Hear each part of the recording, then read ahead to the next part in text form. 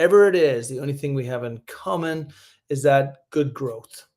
Growth, growth, growth, growth, growth. Growth with investors, growth with your customers. That's all we focus on this stream that I do for you every single week. And every single week, I take what we've learned from previous weeks or from the previous week, and then I'll like layer all of that stuff in so you feel very powerful about what you have to do to get on top of this week. And so I'm going to take to you a story about something that I did inside the dojo. A lot of the time I'll bring you what our customers do, what our portfolio companies do, and then talk about like how Matchbook broke through and raised their round, or how this company managed to multiply their revenue by X amount. But this time I want to focus on a company that we're launching inside the dojo called Data Cities. And Data Cities is an absolutely massive project. And when I say massive project, I'm talking about it is going to be probably $1 billion raise pre-seed within the first year. That would kind of qualify as a massive project, right? Data centers are one of the hottest spaces in the world right now.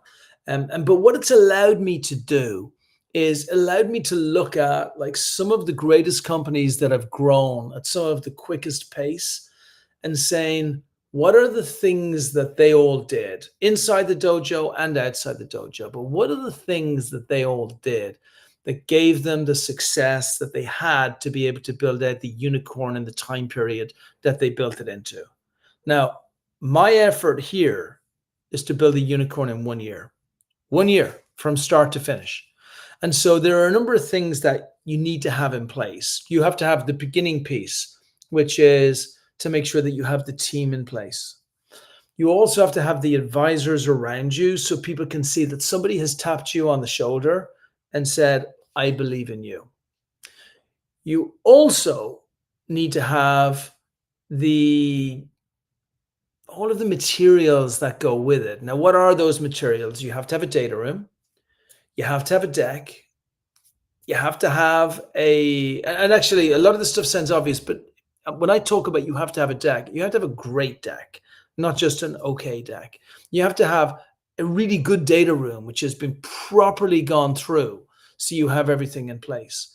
You have to make sure that your website reads really well so that your hero statements about why you exist in the world, what separates you from everyone else, is so clear. Now, within that website, you also have to make sure your colors stand out and they are consistent across all of these platforms, and that your sub-messaging is extremely clear as well. Got to make sure your socials and your PR and your blogs are very loud. If you don't have all of this, then what happens is people in the same organization you're sending it to for investment at the start, remember, we haven't got to customers yet, but like those people are going to not believe. And it might be the person who saw the deck who then calls their friend and they're like, or their partner, and they say, this company is great. I think they're going to be fantastic. But then they're like, well, there's literally no noise about these people anywhere on Google or anywhere else online when I do a search for them. Like, how can they be that great if they're not there? And suddenly, even if it's fair, even if you've only just started, you're in defense mode. And so that's really important. So your materials have to be great. And I like business plans. I've always liked business plans. I know it's hard to justify if you've got a small company. And if you're doing a large company like we're doing right now, maybe you definitely have to have one. But I think it's the only thing that says the how you're going to do it. Okay, so business plans are very, very, very important. Then comes the next piece, right? Let's bring it back into the team again. I often have founders coming to me in early stage who are saying, well, we're going to build out this company. It's going to be the greatest technology, and we're going to have machine learning and AI and large language models. But then we look in and we're like, well, who's developing it for you? Well, we're using this, this web development company. Okay. You don't really have the team to be able to execute. And it's not that the web development company didn't do it themselves before, but they don't work for someone who knows what they're talking about from an AI or ML perspective. So how do you expect them to do an incredible job for you? And so your team is vital. In this case, we have an ex-top person from Meta, who ran data centers over there. We have an ex-top person from AWS. We have an ex-top person from Siemens Energy who's coming on board. We have an ex-top person from Google who's coming on board as well. And we also have one of the top people from OpenAI who ran platforms over in OpenAI. So great, great, great team. If you're looking for $1 billion commitment at the beginning, you have to show that the team are out of this world. So all I'm doing here in Expert Dojo is I'm really putting on steroids what I know all of you guys do every single day. But I want you to understand that building a unicorn is not just about getting a really nice product, putting it out to customers, and then getting customers to confirm that they really like your nice product. Building a unicorn is being able to step on top of the shoulders of giants. So yes, you have to do incredible things for your team, but you also have to do incredible things for your investors. Your investors need to be able to see that what you're building is incredible, right? The team means you got it. Now, how do you find a team like this? Well, you got to sell them that big vision. You got to sell them that big, hairy, audacious goal. There are some founders who think, well, I'll get my team afterwards when I build this thing up. And there are some founders who are outreaching on LinkedIn every single day. They are going to industry events in the evening and they are meeting with people and they are sharing their incredible vision for what they're building. And it's not even about not having the money or having the money, because when you have a great team, what happens is investors will put the money into you. It becomes really easy to be able to do that. So you got to build a great team. Now comes the advisor piece. The advisor piece is where people tap you on the shoulder, right? And what they're saying to you is, this guy, gal, they're going to be the ones who do it. Now, the only thing about these types of people is they have to be spectacular. If they are not huge people, then nobody cares that they tapped you on the shoulder. And so in this case, for Data Cities, which is 50 acres of data centers, we have one of the original people from OpenAI. We have one of the top people of banking. I can't give you the names, but like imagine the biggest person that you have heard of in commercial banking. And that person is part of our advisor team. And there will be somebody from the executive office in the US and possibly from the Prime Minister's office in one of the biggest allies of the US. And it's not Israel, but another place. And then also, we're going to be bringing in one of the biggest people in the data center space. This is a great advisor team. And you see all these things stack on top of each other.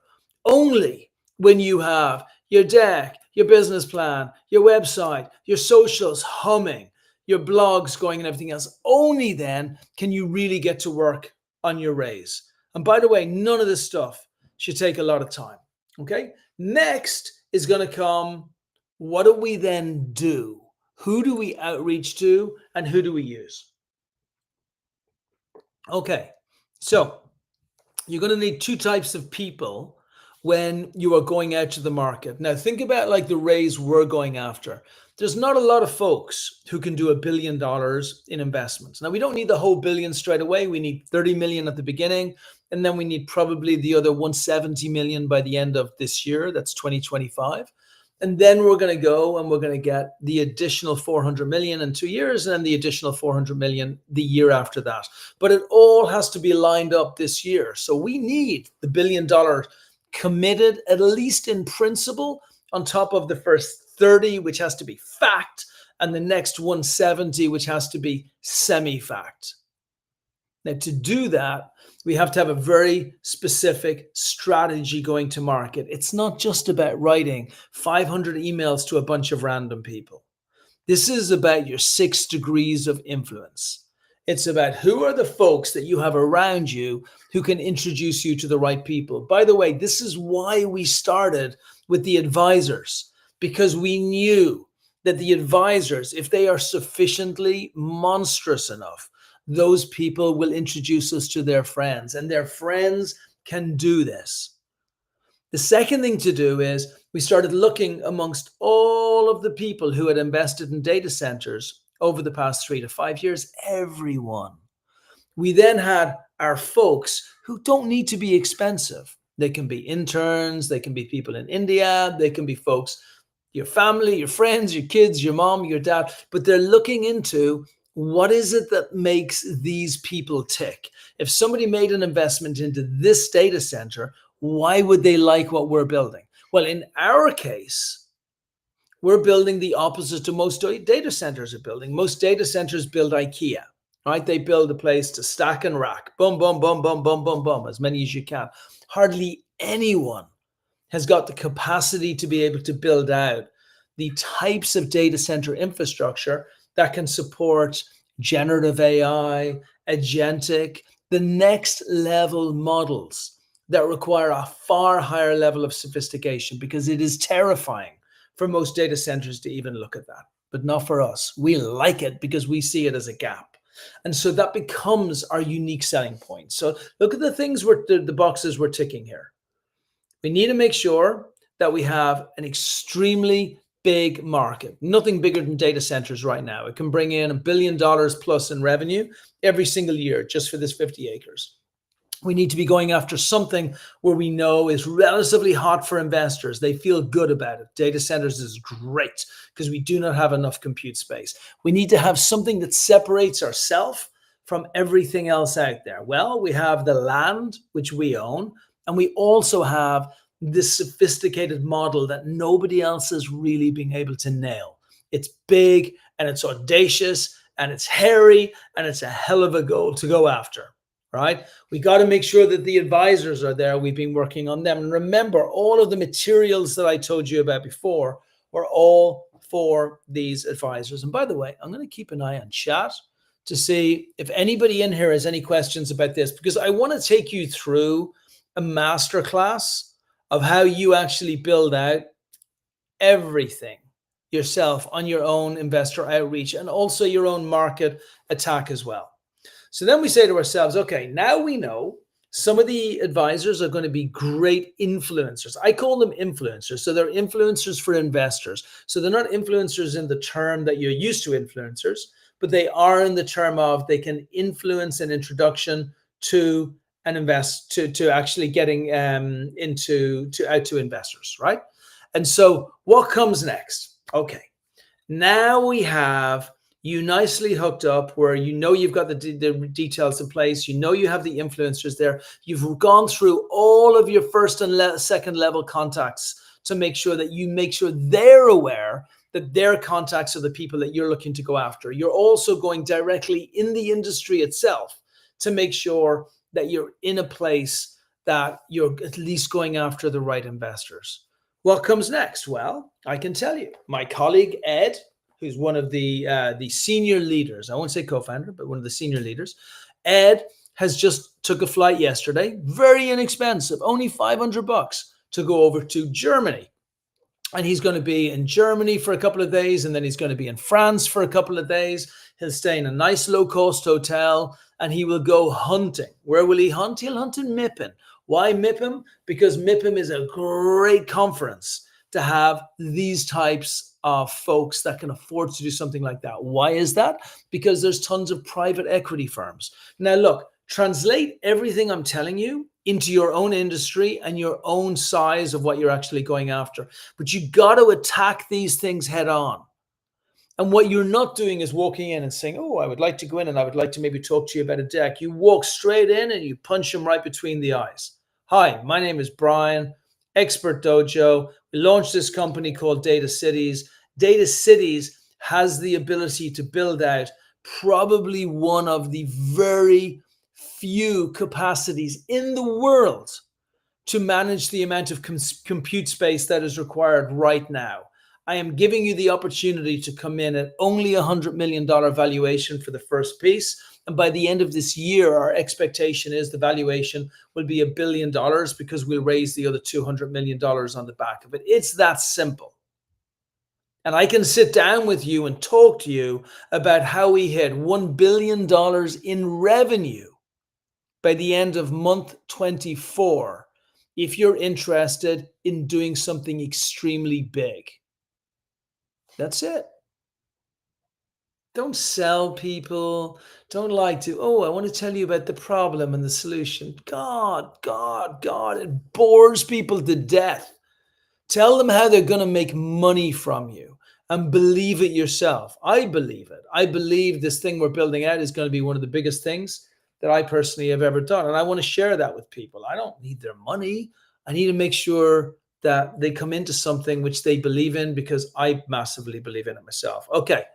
So what metrics does Sadiq has just asked, what metrics does the VC look for? It's real simple. Like, I have invested in 300 companies through Expert Dojo, and I only look for one metric. I don't want to lose money. I work on the basis that everybody's going to lie. They don't want to lie. I don't want to lie. None of us want to lie, but we all lie because we have convinced ourselves. By the way, if nobody lied, then we wouldn't continually see this hockey stick growth in projections, which nobody ever hits. Everybody lies. So it's not about that. It's about how big is the market size we're going after. Data centers, very, very clear. It's not about one winner. There would be 10 winners in this space. It's about who builds it out best and who does it properly. Number two, what is the plan of attack? In most cases, I like to listen to what the customer says. In this case, even though we haven't started it yet, it doesn't matter, because the customer still speaks. The customers are saying what they're looking for. And so we just need to make sure we're in those conversations.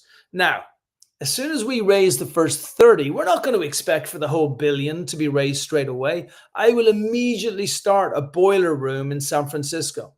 What's a boiler room? Anybody hasn't seen the Ben Affleck movie?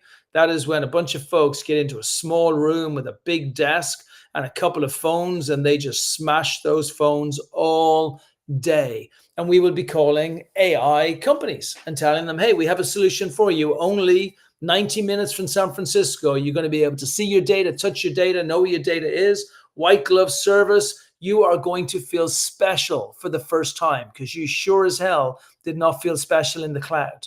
And by the way, you better make a decision very quickly, because after that, when the space is gone, the space is gone, and I will not come back to you. Okay?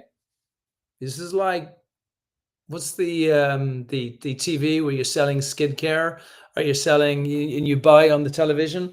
Yeah, that's what this is. When it's gone, and it's not going to come back. So you got one opportunity right now, and the VCs have to feel that this is something that's tangible. Remember the market we're in. Look, in 2021, it was an easy time. Any fool could raise money. I could raise 50 million, a billion, whatever. It didn't matter. Any fool could raise money. You didn't even have to be any good.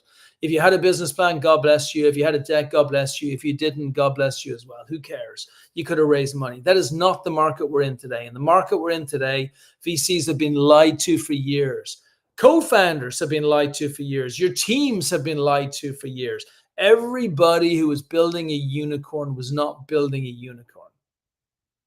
And so now is the time for real people to build real product that the world needs. And that has to be based on some form of logic, unless you've done it before. If you've done it before, it's okay. It's okay. If I have one of our companies breaking through right now, and I think they'll have a really nice exit.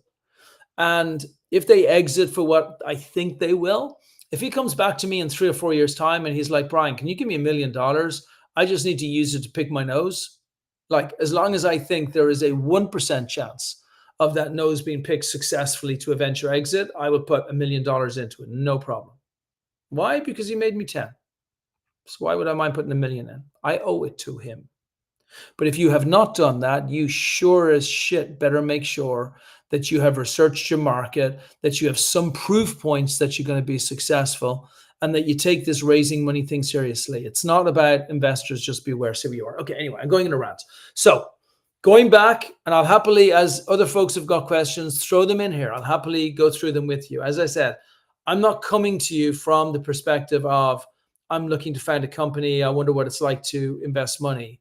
I'm probably one of the most prolific investors in the US and around the world right now. So I see this every single day. And I've also seen the companies that have done amazing, exactly like they said they were going to do. So you see the difference. All right. Sadiq's on a roll. I'm going to give you another one, Sadiq. I'm currently a co-founder of a fintech company in Nigeria, similar to MoneyPoint. We just raised 100K. Locally in Nigeria, how we raise the money from foreign investors. Look, how can we raise the money from foreign investors? You just show stuff. Look, I've invested in probably 20, 25 companies in Africa. And Africa has got good news, bad news, good news. How do we get foreign investors? I know, I get it, Sadiq. Okay, it's coming.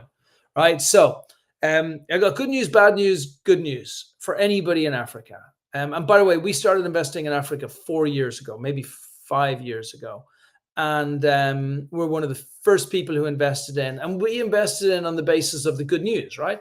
And the good news was, this is fastest growing population in the world. 1 in every 4 people is going to be African. Everybody's really young, which is awesome. Everybody's used to digital currency, which is awesome. Africa is like amazing at being able to like jump over technologies that other people did. So like telcos was a great example. So rather than have to like lay all of the cables that needed to be done, you moved straight to wireless. God bless you. You're so smart. Same thing with money. You didn't have to fuck around with paper money because you've got all of your everything in place. And all of that was amazing news. And it convinced me to invest in a ton of companies in Nigeria and a ton of companies elsewhere. Bad news, you've had a shit show for the last couple of years. There was 5 or 6 unicorns a couple of years ago. What is there now? 7, 8, 9, maybe? It's a disaster, right? There should be a ton of unicorns over there. By the same token, India have grown from 5, 6, 7, 8 unicorns to I think 100 unicorns, right? So Africa needs to get its act together, both with VCs in the region and with founders who can break through. Other bit of bad news is a lot of this was not your fault. Nigeria was really tough for the last 4 years. And I don't know, maybe it is your fault actually, because you politicians and the folks that were there, but it was really tough there for the last, I can say this stuff because I'm Irish. So I'm used to shitty politicians. And so you had a really tough time. Inflation went through the roof. It crucified a ton of startups. There wasn't one neobank. There was 1 million neobanks that all came out with exactly the same thing. And if the companies were neobanks, there were folks saying, well, we need a better lending system in Africa. No, actually, maybe we don't. Maybe people didn't get money in a lot of cases because they shouldn't have got money. Maybe we needed a better diligence system in Africa to be able to find out the right people. And so it's been really hard. Because investors, to my point at the very beginning, when I was asked, how do we get investors to actually have more confidence, show them they're going to get a return. It's not about receiving investment. It's about convincing people that they can get a return. What's the good news? I do think that Africa are going to hit a really good period over the next 3 to 5 years. I do wish there were more IITs. IIT is like the institute over in India, which is like MIT for India. I wish there was more IITs in Africa. I do. I wish there was fewer companies doing the same thing all of the time. But I think there's going to be some monster breakthroughs. We have 3 companies in Africa who are crushing it right now. We have Credit that grew to almost $1 million a month in revenue. They're like on fire right now. Raising tons of money, no problem finding foreign investors. You know why? Because the customers are saying we love this company.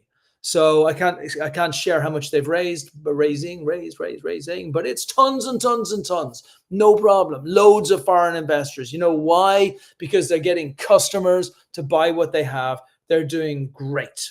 Okay. And yeah, so Africa's really cool. And yeah, I see your goal is to build the WeChat and Paytm of Nigeria. That's fine. But what I really care about is, what's your revenue numbers? What are you doing right now? And if you're doing nothing right now, how do you convince people that you're not one of the tens of thousands of extremely well-intentioned startups that are looking to build something, but you didn't get to build anything at all? Okay? That's what you got to do. Today is a world of confidence. And there's a lack of confidence in African startups. By the way, I have 2 more. We did Clash as well. Clash are on fire as well. They'll do like well into the billions in transactional revenue this year. And Akiba and Clash are in Nigeria, and Akiba in South Africa, another amazing female-founded African startup who are building out that diligence line of sight and protection that I was mentioning to you before. So companies will break through. You just need more of them. Investors don't expect to see one unicorn a year. Money Point, we've been talking about Money Point for like 5 years. Like, give us something new. Okay. But it's cool. You're in the right space. Fintech in Africa is by far my hottest sector in Africa. I think there's like awesome things you can do, but too many people failing. So how do you show you're not going to fail? Okie dokie. Right. So hopefully, by the way, look, I try to be very direct with everybody here. Anybody who puts a comment into chat, I'll try and tell you straight. I don't want to like give you fluffy answers and tell you you're wonderful and pretend I'm your mom. Like, I want to tell you what investors are thinking and what you need to do to get past investors. So I'll come back to Sadiq, but coming back into like to us for a second and what we're doing, because if you follow this model, you won't go far wrong. And so we said to ourselves, great, we have our materials in a way that those materials now look extremely strong. Now we're going to look and say, okay, based on the materials we have, how do we now take that forward to the next level to make sure we're now engaging with the right people? I told you, I sent Ed out right into the heart of the fire, into conferences. He is going, and all he's doing on this is he's just going to hit like one after another, after another, after another. If he doesn't have 100 strong conversations with people who are directly in this space, then I'll be extremely disappointed, and so will he. What I don't want him to do, and what he doesn't want to do, is meet a bunch of schleps. I call them, we call them LIPs and SIPs. LIPs are ludicrously important people, right? It applies to all of us. And SIPs are shitty important people, right? And most of the time, we feel very comfortable with SIPs. So we go to a place, we go to an event, we talk to people. They're really nice. We're really nice. Like, it's okay. You don't want to mess with SIPs. You want to move on looking for LIPs straight away. So every single person who's speaking at all of these conferences, we've already outreached to before the conference to try and set up appointments, because we know that if somebody's speaking at MIPIM, then they're probably an LIP rather than an SIP. What we've also done is gone into LinkedIn and look at all of the people that are around the data center space and all of the head people in private equity over there as well. And again, we've outreached to those people too. And if you're like, Brian, you must have a team of 100 people. No, we do not. We have people who are based in India. We have people who are interns, and we have people that do not cost a ton of money, because this endeavor cannot be all of your budget. But if you're going to do it, you have got to do it properly. Don't just go to a conference, take a booth, sit in the booth, stand there and expect people to come to you. You got to reach out to the biggest people in the world. I actually, just to sidetrack for a second, I had a conversation with a really great founder, actually, an Indian chap who's based over here. And he had this amazing idea about how to help make sure that people with learning difficulties could get a better shot in school. Really hard to get venture backable anything on. And so he started outreaching to famous people. That was his LIP. And he outreached to Andre Agassi. And he got through to Andre Agassi. Andre got into the team. He had outreached him for a year and a half, but he knew he was perfect because he knew he really cared about this. And now they've broken into India. They're doing amazing in India. He raised like $50 million, is doing fantastic. The world is not fair. People won't listen to you just because you have something nice to say. They won't invest in you just because you have a nice idea and because it could go somewhere.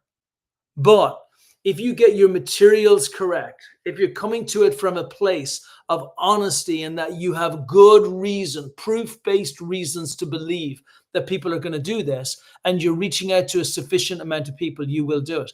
In my world, for the data centers, I believe 100 proper investors is the right amount of investors to speak to for this, meet with this, And I think 100 influencers who are people of a very high level, who know high level people who can bring us in, are also the right amount. I believe we will lock down $1 billion of investment. And look, I'm doing this for two reasons, because I'm busy enough doing the investment side of it.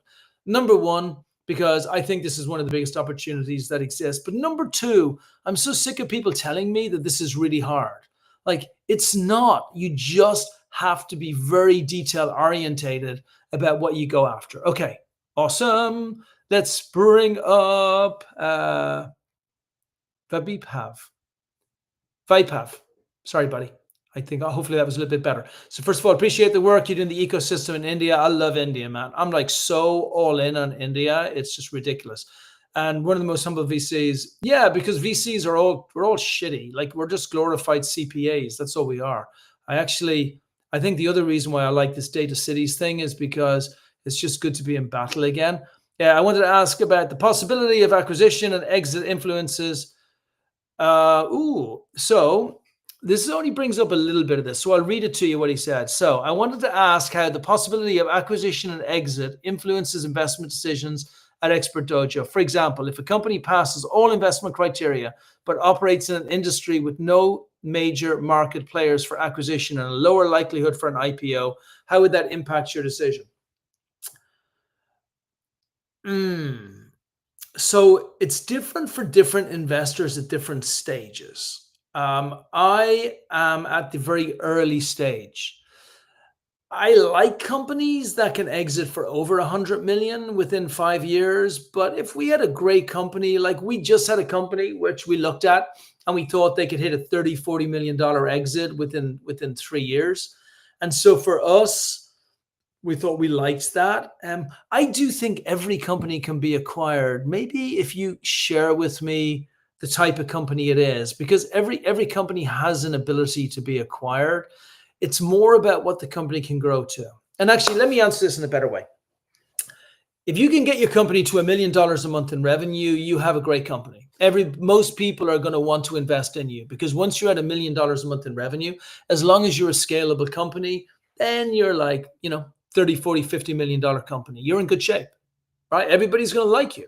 The bigger problem, and especially when I look at the companies that have failed in our portfolio, the bigger problem is it's just all a big old fuck up, right? They didn't get to $1 billion in revenue. The problem wasn't that they were like struggling to get acquired or something else. The problem was that the company just didn't have the chops to be able to break through. I actually had this one founder, and I mean, it doesn't matter that it was from Israel, but he was out of Israel. And I remember like they raised a ton of money, like $4 or $5 million. And then afterwards he came back and he said, yeah, Brian, I'm sorry, you're going to lose your money because we couldn't raise any more money. And I'm like, no, we're going to lose our money because you're a fuckwit and you couldn't execute. Like, that's the truth. And I wouldn't have said those words if you hadn't have said the words that it was because you couldn't raise more money. You raised like $4 million. How much of other people's money do you need to waste to actually get a customer to buy something? So I'm very, very, very focused. Me personally, there are some VCs who are very focused on who else will invest in your round because they believe in the whole pyramid scheme. I am very focused in what your customer is telling me. Or in the cases of something like Data City, I'm very focused by the team who's coming at it. So like Guy, who's coming in as a co-founder in Data Cities, was earning millions of dollars a year over at like one of the top AI organizations in the year. He's giving up a lot more than any VC is giving up. That says everything. People he's bringing in, beasts as well. So yeah, like, so I think it all comes down to honesty. As founders, we are very selfish, and I call myself a founder. Investors are founders in the same way, right? So I think that we are not terribly honest with ourselves, right? We come into this thing, we get our friends, we're like, this is going to be great, we're going to change the world, this is going to be huge, and it's not, and we're not. And our product wasn't that good, and we get tired really easily, and then we don't want to do it, and then we're tired of being given out to by our spouses and the kids and parents and other people, and then we move on. And then we're like, oh yeah, it was bad luck, we couldn't raise enough money. No, it was bad luck that you were not sufficient to actually be a startup that could break through. Cool. And either we become sufficient or we don't, we move on. Okay, good. So I'm rambling, but let me take you back to where we were. We got all of the materials. Materials have got to be great. Don't make a rookie mistake and have like bad socials, mistakes on your website, mistakes in the decks different colors from everything else. Everything's confusing, lots of words. Nobody understands big visions. Like, don't make that mistake. It's got to be a huge market. We know that now. You got to have really good advisors. And by the way, there are tons of monster people around the world, tons, millions of them. There are millions of people who are multi-millionaires who have been unbelievably successful and are very impactful in your space. Are you reaching out to them? Probably not. We are, right? Got to have the advisors in place. Advisors have to be rock stars. People got to look at them and go, wow. And in many cases, those advisors don't need tons of equity or other things. Like, they'll come in just if they like you or if the message or the mission is actually really good. And then you have to build your outreach model. Now, for us, it's 100 meetings. We want to close the 30 million in 2 months. So it started at the beginning of March and it's going to finish at the end of April. And at the end of April, anybody here can ask me, Brian, did you raise the 30 million? And raise means that we have to have convertible note, safe note, term sheet, our equity, our money in the bank. 2 months. 2 months to raise $30 million from cold for a model that's never existed before. But I know that if we're going to do that, then the first $30 million, that's probably going to be like 7 people, monster people, right? So 7 people, I think I can close at a 5-7% conversion rate from 100 meetings. I think so. If they're good enough meetings and if I have everything else in place. So now it's like, okay, 100 meetings means that we got to be doing like pretty much 3 meetings a day, right? It's like 40 days.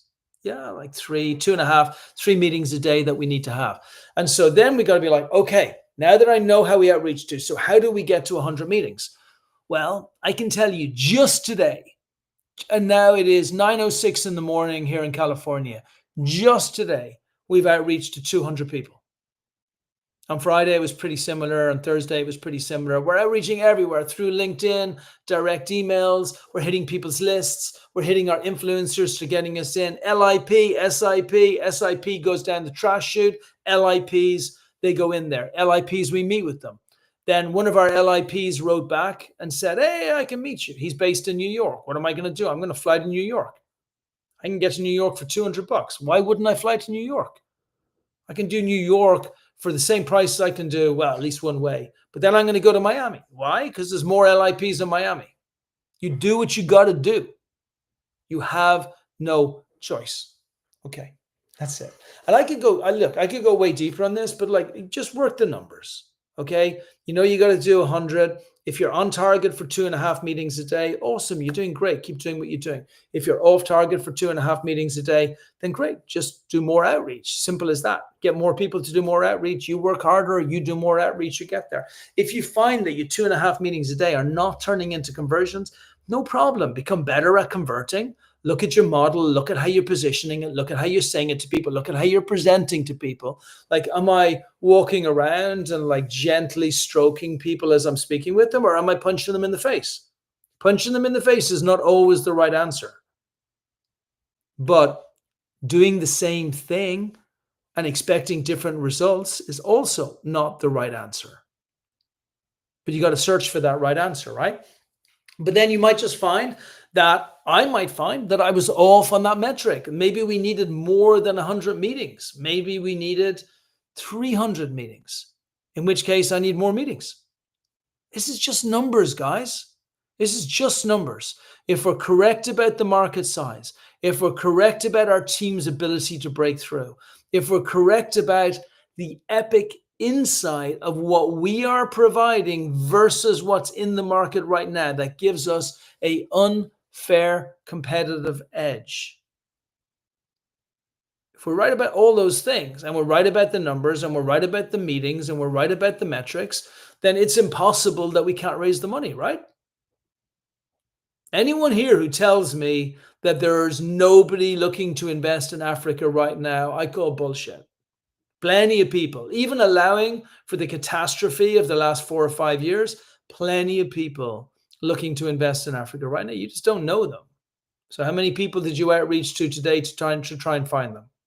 How did you increase your conversion ratio by having a story that converts better than you had before? Like, right?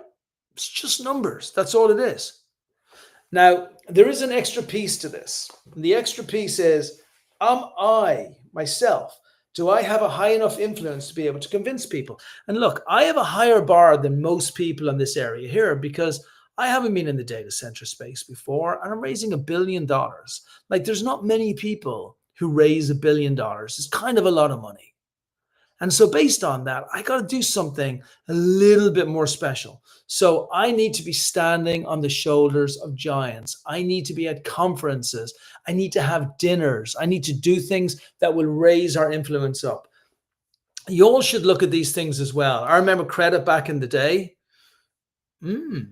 Okay, I'm gonna jump into what Divya said there in a moment. But I remember back in the day when before I started the dojo, like, I only got to start the dojo and be a VC because I really raised my profile in Santa Monica and in the LA area. But I was just a random Irish guy who had done a bunch of stuff, but had decided that nobody gives anybody anything for free unless they came from a nice trust fund, right? And I don't know that that applies to anybody here. If it does, you can turn this thing off because it's okay. Your mommy and daddy have you covered. But for everybody else, you got to raise your influence. People got to see why you are you're the one, right? What is it? Blue pill, red pill, green pill, red pill? Yeah. You gotta decide, are you the one? And you gotta let people know. Okay, so I'm gonna jump over. So look, that gives you a feel. I will give you updates as we're going on during the week. My update this week is on the data cities is Ed's gone over to Germany and France, and he will hunt. No nice drinks in the evening, no meeting up with friends. He will hunt for big investors. If anybody's like, I really like you guys, and I want to put $100,000 in SIP, you are not an LIP. You do not fit into our demographic. We need bigger. Only people who are talking $1 million to $2 million can even enter into a conversation. Otherwise, move on. Stick them in your back pocket for later. Okay? But I'll keep you updated on how things are going. Okay, so let me go to Divya. Trends and sectors excite you right now for India. Look, e-commerce obviously is doing great in India right now. I think what's happening in the electric world is really good. Obviously, India is going to be the next titan for AI. There's no doubt in my mind. That was why, like, my first comment to Sadiq was, I really would love to see a bunch of IITs, or maybe it would be AITs for Africa, Indian Institute of Technology. I would love to see a bunch of those springing up all over Africa. I think it would behoove the guys to put that in place. But India already have it. And that means you've got some of the top AI people in the world that are coming out. And even though China are coming out with their DeepSeek and their other things, I am sure that a ton of them are going to come out from India. This is why we are opening a fund in India. It's a no-brainer for me. Not only am I opening a fund, but we're probably going to put our whole back office of the VC into India and open up in Bangalore. But we want to do a fund because we want to build a bridge between India. So to answer your question, I would say the thing that excites me most about India is the relationship that's building with the United States. I like it. Because right now, so many enemies are being made of the United States that they are going to keep their friends very, very, very close. And I see the Indian Prime Minister office and Trumpy getting like this. So that is a good thing. So what do I want to do? I want to build a bridge between India and the United States. I want Expert Dojo to be known as the folks that are doing this. All righty. What have we got from Shreya? Beyond Capital, how does Expert Dojo support companies, hiring partnerships, follow-on funding? I hate follow-on funding.